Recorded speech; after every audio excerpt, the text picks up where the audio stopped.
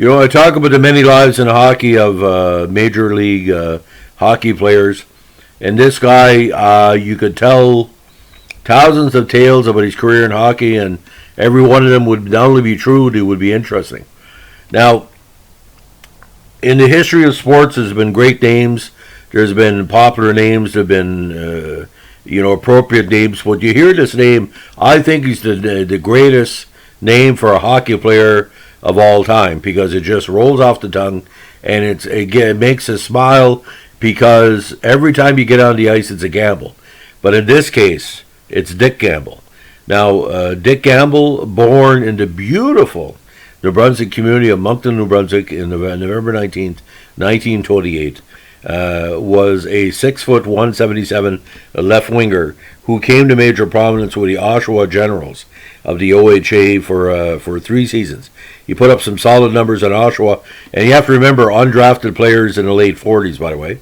Best season was 48, when he had 47 points in 34 games.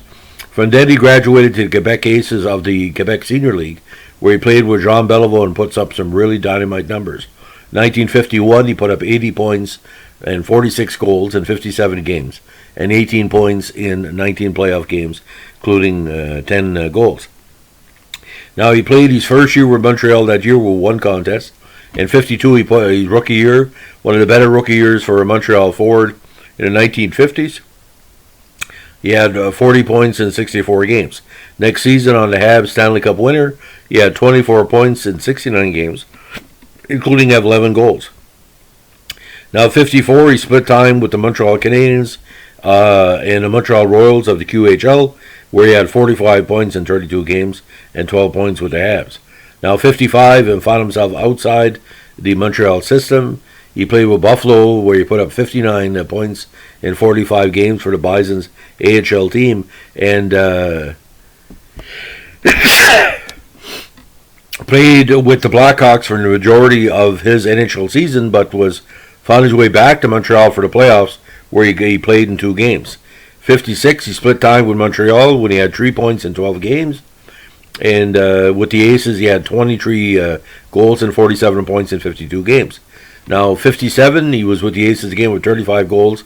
And then his long tenure in the AHL, before getting back to the NHL, he was almost a decade out. Now, he played with Buffalo and Rochester from 58 to 66. Would get this, ladies and gentlemen. 32, 31, 27, 40 goals for Buffalo. Then 39, 35, 34, 48, and 47 for Rochester. Now, in that tenure, he won back-to-back Calder Cups with Rochester in 65 and 66. And in 66, he also won the AHL scoring title and was the league's MVP. Now, that year he put up 98 points, including 47 goals with 11 points, of course, in the playoffs.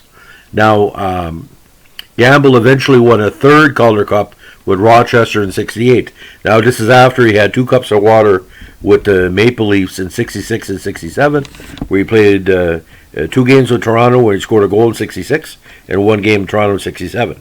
Now, 68 Rochester, he had 42 points in 67 games, and then wrapped up his career in 69 and 70 with 30 goals in 69 and 1 assist and 5 points in 7 games in 1970. Now, when he was retired as a player in 69-70, he served as coach until mid-season in 71, until when he was replaced by Doug Adam. Now, because of his great success, the Rochester Americans retired Gamble's number 9 jersey along with Joe DeGage, and he was among career leaders in AHL goals and points. Now, why Dick Gamble? As an AHL Hall of Fame inductee, why he got in was not only just because of his totals. He was that good. Now, he's currently 4th all-time in AHL history with 468 goals and 5th with 892 points in 898 AHL games. Now, he earned a total of 6 AHL All-Star berths, 2 first team, 4 second team, and was inducted as an original member of the Americ's Hall of Fame in '86. Now, during the 2006 season, he was named to the starting lineup for the franchise's 50th anniversary team.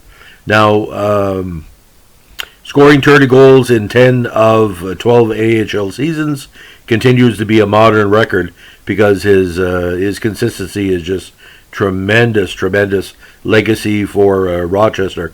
And being an East Coast boy, in the history of New Brunswick, I don't know, other than John LeBlanc, if anybody scored as many goals.